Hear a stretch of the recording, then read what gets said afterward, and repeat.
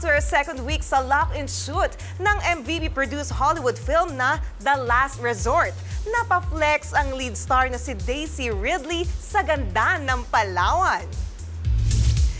Sabi ni Daisy, beautiful views everywhere you look, quote-unquote.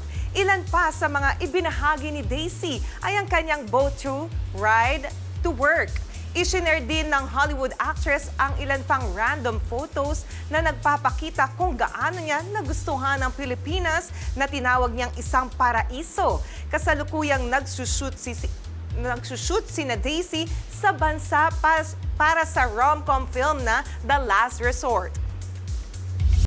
Mga kapatid, Jania Lipon po, laging maging updated sa latest sa entertainment and lifestyle para maging una sa balitaan. Bisitahin at mag-subscribe na sa social media pages ng News 5.